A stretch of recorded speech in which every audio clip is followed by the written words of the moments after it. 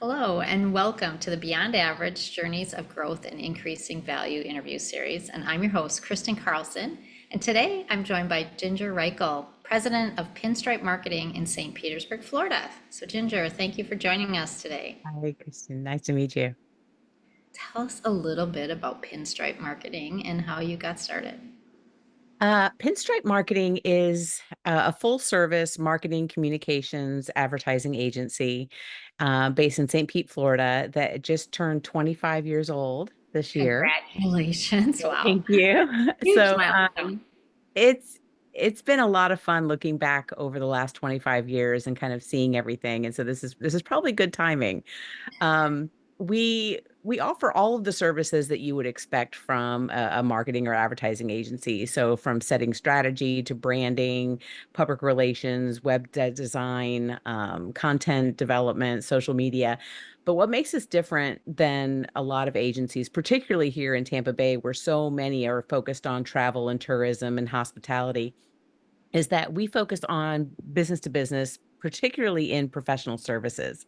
So most of our clients are nerds. We love working with, lawyers and accountants and engineers and architects and, technology folks. And we've got a soft spot for nonprofits. And so we always find a spot for them. But, most of our clients they set their course in life and kind of went on that path very early through education and their careers. And then a lot of them ended up being entrepreneurs as well. So we've got a really interesting insight into kind of that entrepreneurial space and working with people who want to work with other smart people. And so 25 years, congratulations. That's an amazing accomplishment. I mean, when you got started, what were some of the fears you had to starting this business? Oh, so many. I mean, but I was, speaking of nerds, I was that nerdy kid that, in seventh grade decided I was going to have an advertising agency. And, instead of cute boys on my wall, I had, the cool ads of the times. And I subscribed to Ad Age instead of 17 and Teen Vogue. So I was a unique child.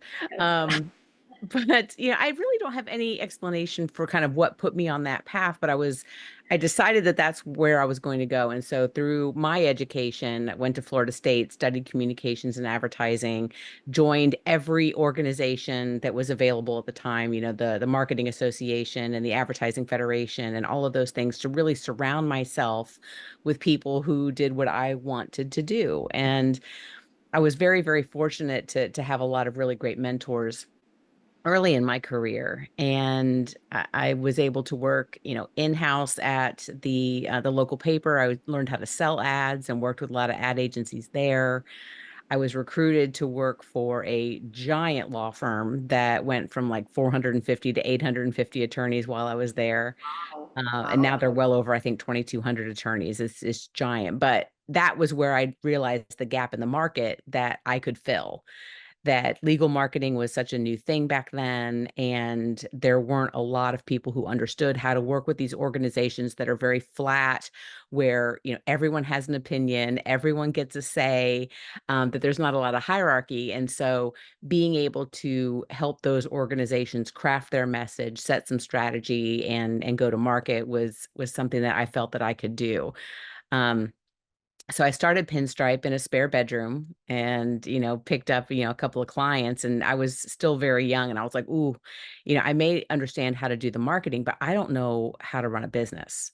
I didn't really know how to go out and get clients, even though I had done sales on the marketing or the advertising for the newspaper side. But, being able to go out and hustle and get my own, I was not prepared for that. And I got lucky that Fortune 100 technology distributor said, we want to build this in-house agency within our marketing department. Would you like to do that? I said, yes, please. And I had the best job in the whole company. I worked there for about 7 years, but was able to learn from the sales department, the finance department, how things were done on the operations side. I mean, I even learned a little bit about IT. And so that was what I thought really gave me the foundation to then step back out to do Pinstripe full time. And I was much, much more prepared. And that was, roughly 18 years ago. So were you doing Pinstripe on the side? So you were doing this while you were working full time Yeah. and It was kind of a nights and weekends, and it would, if a friend needed something, I would jump in and kind of help. But, I say that I don't really have any skills. I was like, I'm not a writer, I'm not a designer, I'm not a web developer. I'm really more of a marketing generalist. But because I was a member of all of these different organizations, I had a field of freelancers that could actually do the work. So I could quarterback everything, pull in the right team to be able to get the work done. And so nights and weekends and things, that was a much easier thing for me to do back then. And really, that's a lot of how Pinstripe it remains today, is just bringing in the right people for the right projects. so is it mainly freelancers or have you built your team to a certain size? Yeah, so the team at its largest was still only 6, 7 people. And most of those were marketing strategists, account managers, project managers, and then bringing in the team. The only folks that we have consistent enough work for on a regular basis is copy and creative. And so I don't have, for instance, a full-time web developer on staff because I just don't have enough specific web work. We do a lot of public relations in-house, but when we have, a lot of pitching to do or some high-level things, I bring in my PR specialist. But these are people that I've still worked with for 25 plus years because I worked with a lot of them when I was, in-house at other organizations too. And so a really well vetted team and stable of people that I know and trust and love as if they were my own. Well, excellent. I mean, I'm sure that makes you a very resilient business and you made it through COVID and, because you do have that flexibility, right? And you're able to pull For in people sure. when you need them. Yeah, I mean, getting through COVID, even before COVID, I had a vice president who kind of took over the day-to-day work of the agency, and she, ran it so well and as if it were her own. And I was able to step back and kind of semi-retire for 3, 4 years while I was dealing with some things at home and just sort of seeing what that felt like. I realized kind of quickly that, my brain was getting a little mushy and, I missed being engaged. And at the right time, she decided that she wanted to go to grad school and completely change careers. And Wow. so I was able to step back into the agency full time last summer and have been, getting to know the clients that she brought in while I was away.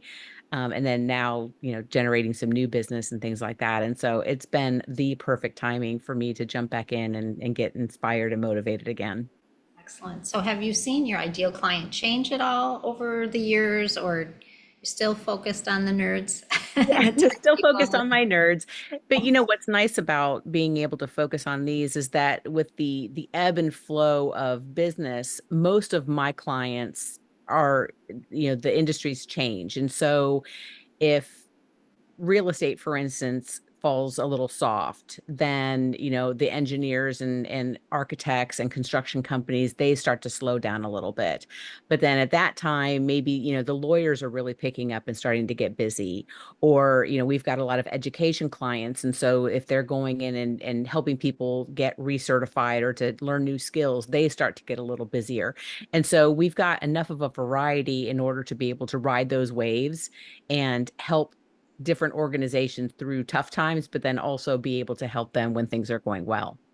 Excellent. Excellent. Sounds like it's very resilient. And I see that you're part of several nonprofits. I mean, have you taken what you've learned in Pinstripe and taking that on to nonprofits?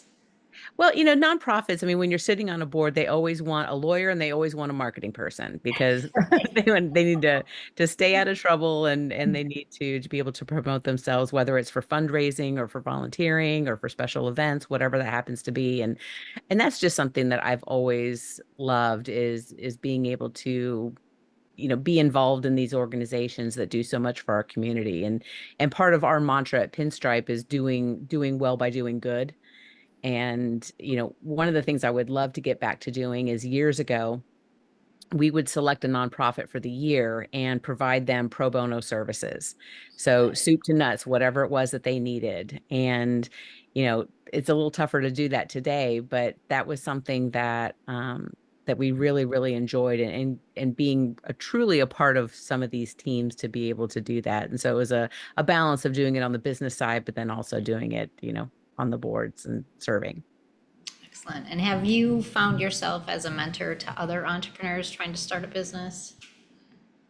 In some ways, I mean, I do a lot, or I used to do a lot more with the colleges and universities, which is, being able to, mentor some of the students that are coming out and kind of how to set their course for their careers.